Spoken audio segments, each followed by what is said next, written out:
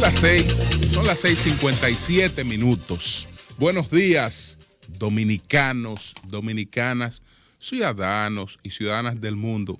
Julio Martínez Pozo. Los comentarios de los temas más importantes en el programa de mayor influencia de la radio y la televisión nacionales. Entonces, señores, en este jueves 21 de abril, año 2021, buenos días a todo el equipo del Sol de la Mañana, la audiencia de Sol, la teleaudiencia de Telefuturo Canal 23, las personas que siguen nuestros contenidos a través de las redes sociales. Buenos días a todos y a todas. Entonces, entre los temas que tenemos anotados y otros a los que haremos referencia, vamos primero con lo que tenemos aquí, pues contemplados como puntos principales a desarrollar. Tenemos algunas reflexiones sobre el Día de la Tierra, que lo estamos conmemorando justamente en el día de hoy, en el que también conmemoramos un aniversario de la batalla de las carreras, que fue un 21 de abril, pero del año de 1849, enfrentando al ejército de Faustino Solluc, que fue uno de los gobernantes haitianos más necios, con el interés de restablecer el dominio haitiano, pues en nuestra parte. Entonces, además de esto, vamos a hablar de cuál fue la primera y fundamental razón de Charles Sommer, que no fue otra que Haití, y lo demostramos con documentos y citas del propio Sommer. ¿Por qué actuó como actuó? Entonces, bueno, pero señores, muy apenado que estamos a recibir ayer la noticia de la muerte del doctor Erasmo Vázquez, un distinguido médico pediatra, gremialista, pues investigador, profesor de medicina, y entonces la verdad es que nos apena mucho esta partida del doctor Erasmo Vázquez, que así como fue presidente de la Asociación Médica Dominicana, que después pasaría a ser Colegio Médico Dominicano, también fue ministro de Salud Pública en la gestión del presidente pues Leonel Fernández. Cuando el doctor Vázquez pues fue presidente de la Asociación Médica Dominicana, tuvimos la oportunidad, el honor de trabajar con él como encargado de Relaciones Públicas del Colegio Médico Dominicano. Fue uno de los presidentes de la AMD con los que me tocó trabajar, y desde entonces pues hay una amistad, un cariño recíproco, respetuoso, incluso cuando hemos tenido diferentes enfoques sobre el quehacer político. Entonces nos unimos a todo el dolor de su familia, a toda el gremio médico, a La Vega, que desde luego está de duelo con esta partida del doctor Erasmo Vázquez. Él conversó ampliamente con nosotros a propósito de esta pandemia, y él era partidario del uso de la ivermectina como un recurso para tratar el COVID-19. Lamentablemente, el doctor Vázquez murió con COVID, es decir, como ocurre con la mayoría de las personas, alguna otra complicación, pero con el COVID. Es decir, que Erasmo Vázquez es una de las víctimas de esta pandemia. Entonces, pero también, además de Erasmo Vázquez, murió el distinguido músico y director sinfónico Julio de Win, que también murió de COVID. Así es que nos unimos al dolor también de esta familia de Win por la partida de este gran artista dominicano, el músico y director sinfónico, el maestro Julio de Win. Entonces, señores, bueno, ayer ya se anunció la llegada del primer o un nuevo cargamento de vacunas chinas, 500,000 dosis. Pero ayer también se comprobó otra cosa que había venido planteando este caballero, quien les habla, que había hablado de que la última vacunación se detuvo no precisamente por falta de vacunas, sino por falta de jeringuillas. Y que desde hace un tiempo vengo insistiendo en que el gobierno estaba buscando o está buscando suplirse por todos los mecanismos, porque aparentemente no lo hicimos en la ocasión en la que debimos haber hecho un abastecimiento total. Después quisimos hacerlo como queremos hacerlo ahora, pero no encontramos y tenemos que apelar a cualquier mecanismo para conseguirla. Entonces dije hace un tiempo que el gobierno estaba buscando por todos los mecanismos 30 millones de jeringas, pero que dentro de esas 30 millones de jeringas tenía una prioridad de conseguir 2 millones puestos aquí, súplalo quien lo supla. Ayer entonces se informó que junto con las vacunas vinieron 2 millones de jeringas. Esos 2 millones de jeringuillas los compró el Banco de Reservas. Y están los detalles del costo, etcétera, de esta compra. Es decir, el gobierno le pidió al Banco de Reserva esta colaboración, el Banco de Reserva lo compró, porque era un mecanismo más rápido de hacerlo. Estamos ante una urgencia, realmente, estamos ante una urgencia, pero cuando hacemos cualquier planteamiento, no es el interés de exponer una cosa con el objetivo de dañarnos, sino de una realidad. Ah, no, que la vacuna china vienen con jeringuilla. No, mentira. Es decir, no estábamos vacunando, no solo porque ya habíamos agotado una parte del lote que teníamos, sino porque no teníamos jeringuilla. Ahora hemos recibido vacunas y también se compraron 2 millones de jeringuillas, que no es que dura mucho, pero nos permiten avanzar en lo que el gobierno busca la forma de suplirse de jeringuillas que no tiene. Entonces, saludamos esta llegada de las vacunas y que ya esperamos que las autoridades entonces anuncien de inmediato cómo sigue el proceso de vacunación, que es clave para la recuperación económica del país. Por otra parte, ya el presidente Luis Abinader, en la cumbre iberoamericana,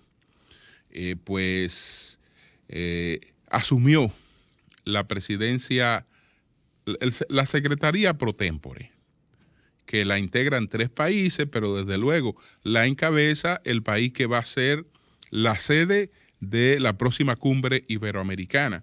Los 3 países que la integran son siempre el país donde se celebró la cumbre anterior, el país donde se celebró la cumbre anterior, el país donde se celebre la cumbre, por ejemplo, ahora, pues estaba Andorra. Estaba el país donde se celebró la cumbre antes de Andorra y estaba la República Dominicana, que eran parte de este secretariado pro tempore. ¿Cuál es la diferencia? Si la República Dominicana ya estaba en el secretariado pro tempore y ahora se informa que el presidente ha asumido el secretariado pro tempore. No, la diferencia es que nosotros estamos en el secretariado, pero ahora nos toca encabezar el secretariado porque somos la sede de la próxima cumbre iberoamericana que se va a desarrollar en el 22. Ahora bien, el presidente, yo creo que ha sido muy claro en el mensaje que llevó a la cumbre. Hay que procurar mecanismos de financiamientos a bajo costo para auxiliar a los países de ingresos medios y de ingresos bajos para poder hacer frente a la situación que tienen planteada después de esta pandemia, que es una crisis sanitaria combinada con una crisis económica y entonces con un nivel de endeudamiento que ya no puede ser mayor.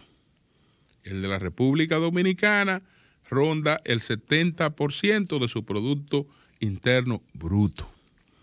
Decía el presidente Abinader que como secretario pro tempore de la cumbre va a insistir en que los países iberoamericanos pues dispongan de ese financiamiento, es decir, a tocar puertas, hacer campaña, a persuadir para que quienes pueden suplir estos fondos habiliten capítulos de menor costo para poder auxiliar a estos países, porque de no hacerlo, entonces el propio presidente Abinader advierte lo que nos espera. Lo que nos espera es que la crisis económica se traspase a una crisis social y la crisis social arrastra entonces una crisis política. Es decir, que todo esto puede derivar en crisis de la gobernanza. Ese es el mensaje que él está expresando en este discurso, en estas palabras que dirigió al asumir la Secretaría pro tempore de la cumbre ante mandatarios que algunos estaban presentes y otros estaban a distancia, porque la actividad debió responder a los protocolos de la situación pues actual. De manera que creo que ha sido a la altura de las circunstancias el papel que ha tenido el presidente Abinader en esta cumbre, por lo que lo saludamos y esperamos que pueda tener éxito él y que puedan tener la República Dominicana en estas funciones que ahora tenemos por delante. Entonces, señores, miren, entre los temas que mencioné el Día de la Tierra, que lo estamos conmemorando en el día de hoy. Entonces, tengo aquí varias publicaciones y quiero, en primer lugar, quiero pues agradecer a Cuesta Libros, que a propósito del Día de la Tierra nos envió este obsequio. Este obsequio es una obra de Bill Gates que se titula ¿Cómo evitar un desastre climático? Entonces aquí el señor Bill Gates pues habla de esta, que es una de las principales desafíos que tiene el mundo moderno, cómo toda nuestra modernidad se ha basado sobre la autodestrucción. Entonces, esta obra no la he leído, solo voy a citar brevemente algo que plantea en su introducción. Ya tendré la oportunidad de leerla.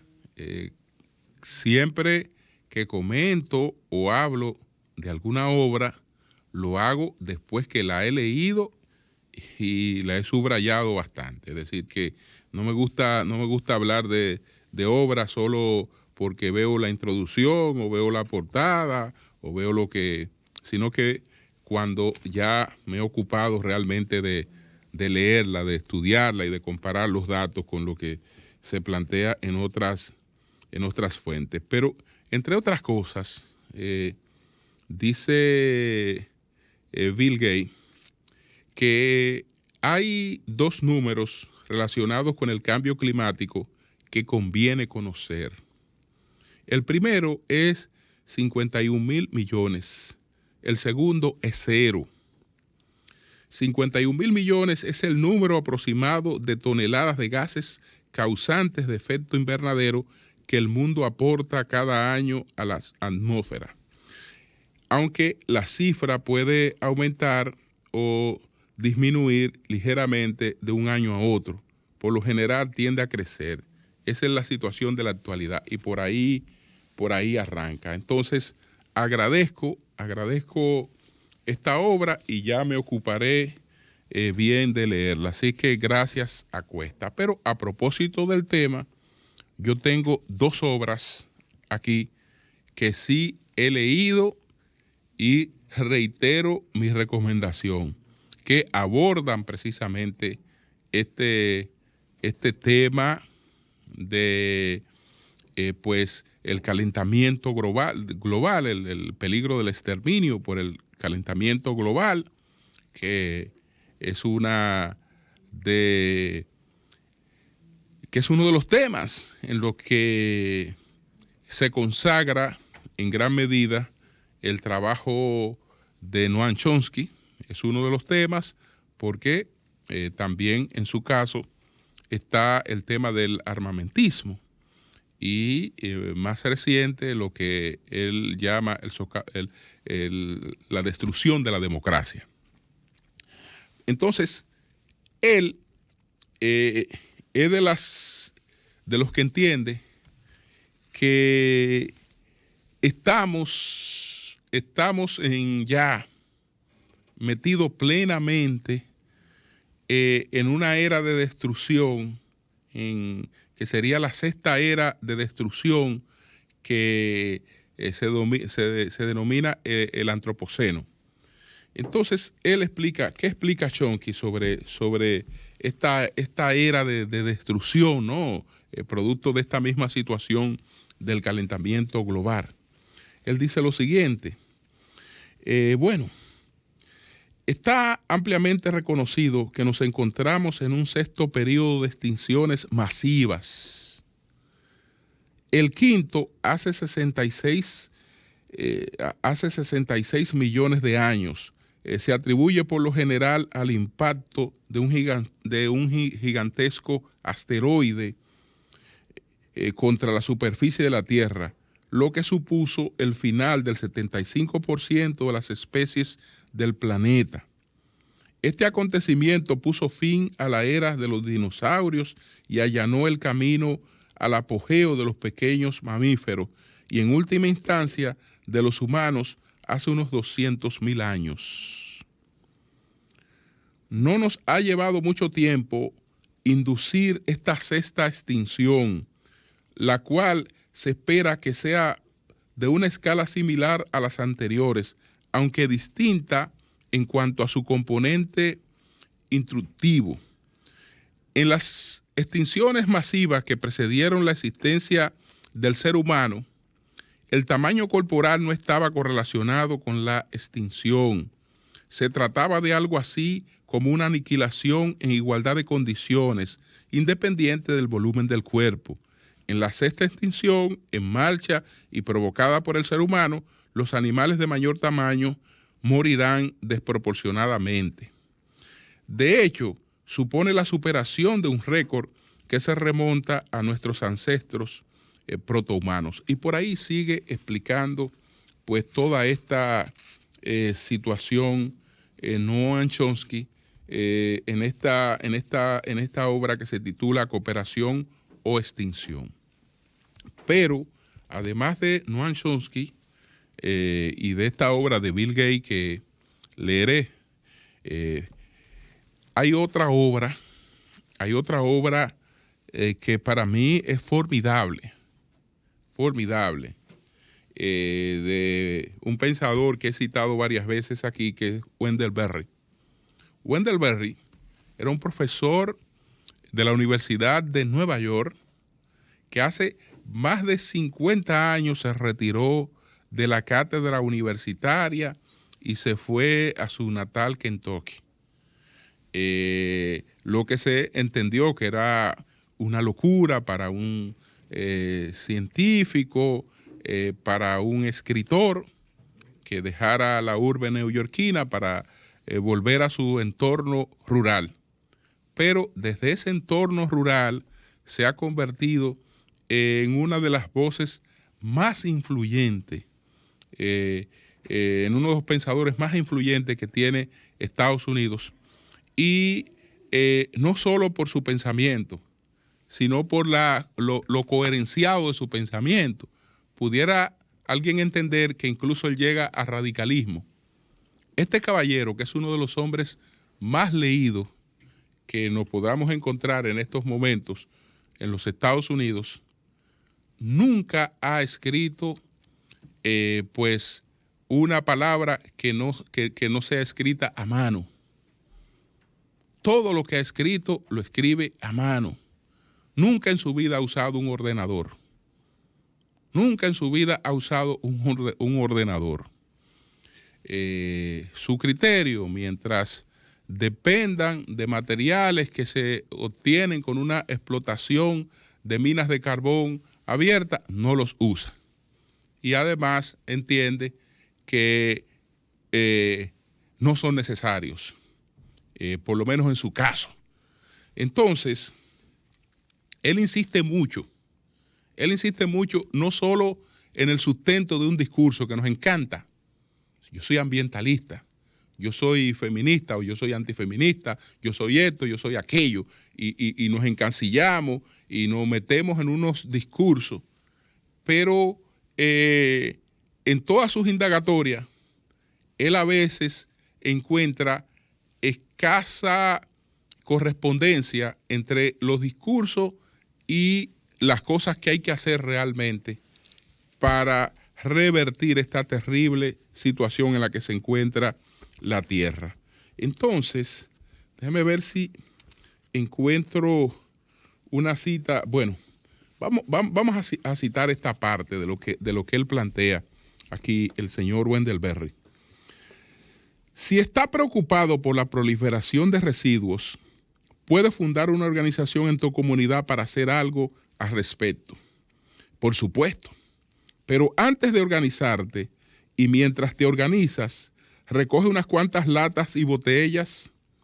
De esta forma, al menos, te aseguras a ti mismo y a los demás que vas en serio con lo que propones. Si te preocupa la contaminación del aire, puedes presionar para que el gobierno controle las emisiones, pero también puedes conducir menos y utilizar menos combustible en casa. Si te preocupan los embalses que se construyen con ríos vírgenes, puedes apuntarte al Sierra Club y firmar más peticiones dirigidas a la administración, pero no te olvides de apagar las luces que no te hacen falta. No instales un aparato de aire acondicionado, no te enamores de cada nuevo cacharro eléctrico, no malgaste agua. En otras palabras, si te da miedo la destrucción de la naturaleza, aprendes cómo puede dejar de ser un parásito medioambiental. Todos lo somos de una forma u otra y los remedios no son siempre obvios y casi siempre serán difíciles. De eso no cabe duda. Requieren una forma diferente de vivir, más dura, más trabajosa, más escasa en lujos y aparatos, pero también estoy seguro, más rica en sentido y más abundante en placeres verdaderos. Esto lo plantea pues Wendell Berry. Una de sus mejores obras, para quien quiera conocerlo, es precisamente esta, El fuego del fin del mundo, porque en ella nos encontramos una buena parte de los ensayos de Wendell Berry. Entonces, esto a propósito del Día Mundial de la Tierra. Pero ahora vamos al tema de el señor Charles Sumner, que el Senado de la República, y espero que este proyecto camine y que pronto ese insulto, que es una calle que honra a una persona que lo único que hizo fue denigrar al pueblo dominicano, se subsane. Y qué bueno que se ha escogido el nombre de un gran dominicano como Rafael Corporán de los Santos. Ayer hablamos de un aspecto y hoy vamos a hablar de otro. El aspecto que traté ayer tiene que ver con los conceptos denigrantes que motivaron al señor Sumner y a varios congresistas estadounidenses a rechazar la propuesta de anexión entre el presidente Ulises Grant y el presidente Buenaventura Báez. Aunque en honor a la historia y sobre todo a los que queremos poner de un lado a los buenos y de otro lado a los malos, como hablamos de aquel proyecto del Vendepatria de Báez, que quería anexar el país, que entonces también arrendamiento de la bahía de Samaná, es bueno precisar que el entendimiento con Estados Unidos no lo inició Buenaventura Báez.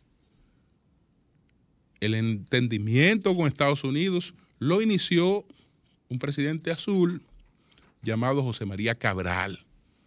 Ese fue el que inició el entendimiento.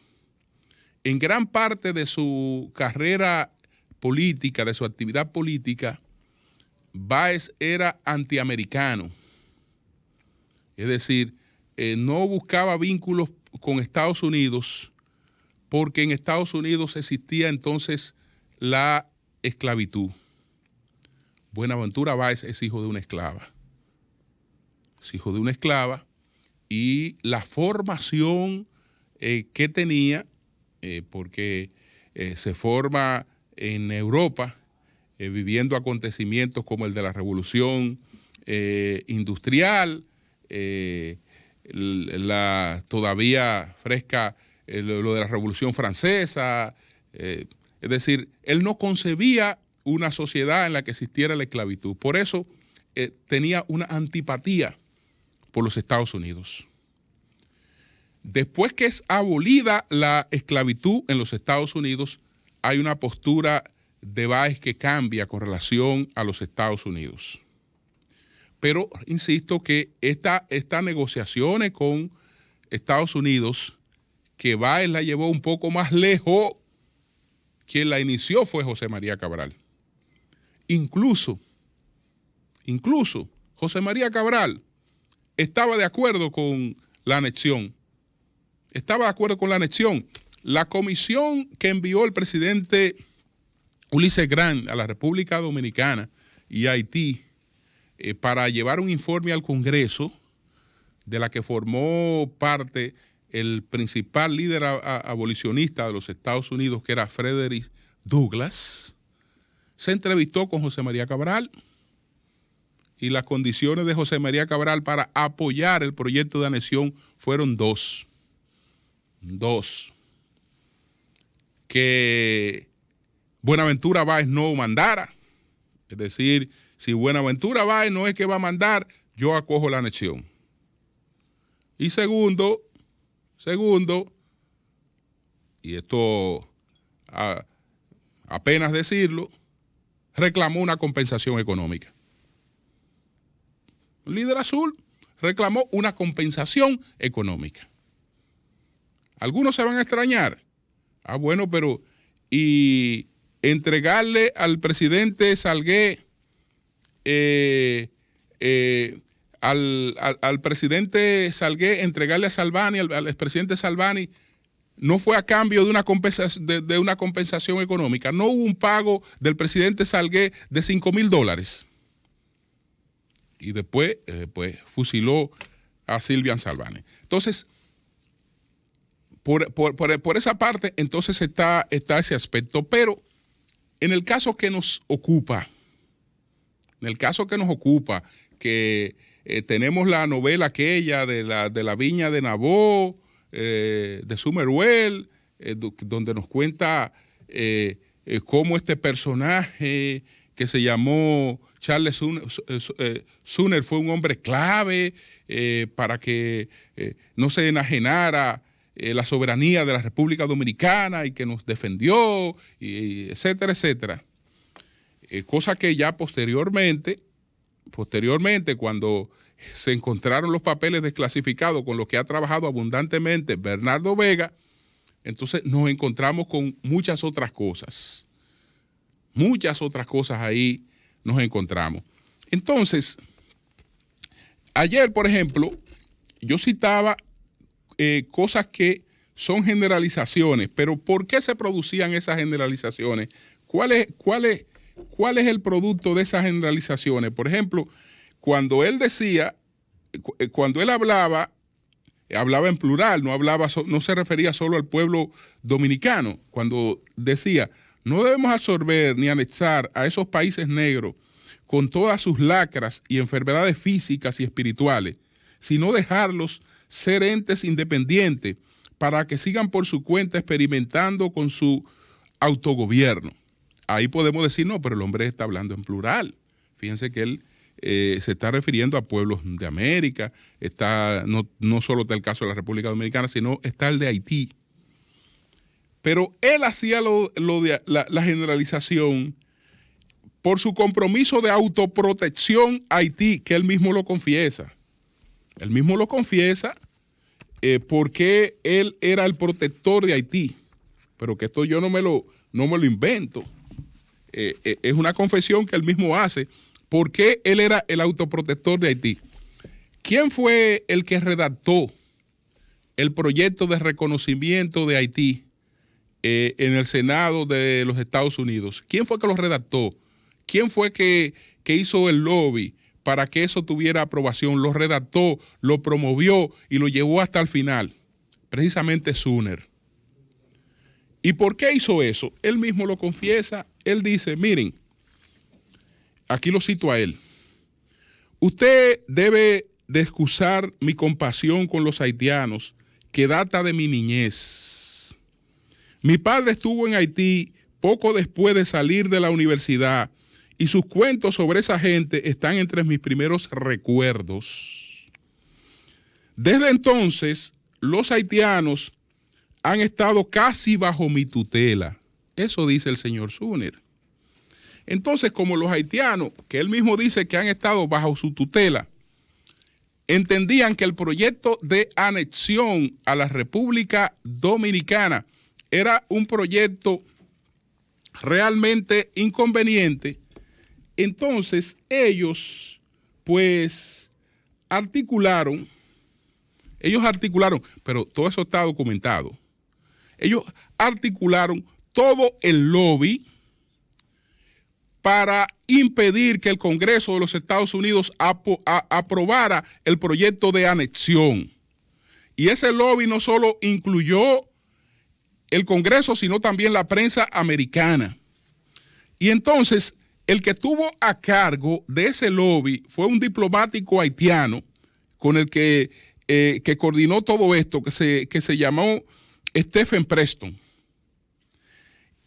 Bernardo Vega, que es la persona que más ha trabajado con los documentos desclasificados de los Estados Unidos, publica por lo menos prueba de un aporte de $20,000 de Haití a través de este caballero que he citado, Stephen Preston para financiar el lobby haitiano contra el tratado de anexión de República Dominicana y Estados Unidos. ¿Por qué?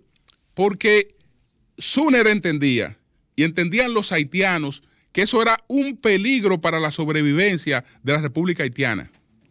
Es decir, el establecimiento de cualquier potencia en la parte este, el establecimiento de cualquier potencia en la parte este de la isla, peligraba la supervivencia de la República de Haití. Como eso peligraba, Haití decide, esa diplomacia haitiana que siempre ha actuado realmente con mucha habilidad y de manera sistemática, se activa de inmediato. Y desde luego, ¿quién dice que ha sido prácticamente el tutor de Haití? ¿Quién confiesa que él ha sido el tutor de Haití? El señor Suner. Entonces, además de estos criterios que ayer expresamos, está eso. La anexión afectaba a Haití. Haití entonces se moviliza no solo políticamente, sino económicamente. Económicamente, porque Estados Unidos, no ignoramos que Estados Unidos es la capital del lobby. Estados Unidos es la capital del lobby. Justamente la palabra surge en esa etapa. En esa etapa del gobierno de Ulises Grant, donde los funcionarios descansaban o iban, salían de la Casa Blanca, salían del Capitolio, donde sea, para un hotel a descansar, a estar un rato, pues ese hotel o esos hoteles de la cercanía donde iban los funcionarios, siempre tenían un grupo de personas en el lobby. De ahí es que viene la palabra de lobismo, por lo menos en la parte estadounidense, y justamente en esa época en la que se estaba discutiendo ese tratado. Entonces ya vemos que no fue un asunto de buenas intenciones, de identificación patriota. Ahí me dice Pelegrín que los masones se movilizaron. Yo vi una carta interesantísima que envió José Bobadilla, que ya estaba de retiro en Puerto Rico, le envió una carta a Suner. Yo sé que hubo gestión en cierta medida, de nacionalistas dominicanos contra esa anexión, pero esos nacionalistas dominicanos no buscaron el billete. Ellos no buscaron la plata. Ellos no tenían las conexiones que sí tenía la diplomacia haitiana, que tenía nada menos al presidente de la Comisión de Relaciones Exteriores del Senado, que dice que Haití prácticamente desde su nacimiento ha estado bajo su tutela. Entonces, esa es una parte también importante para entender que ese homenaje que le tenemos a ese caballero, bien debe tenérselo y tributárselo a Haití. Cambio y fuera.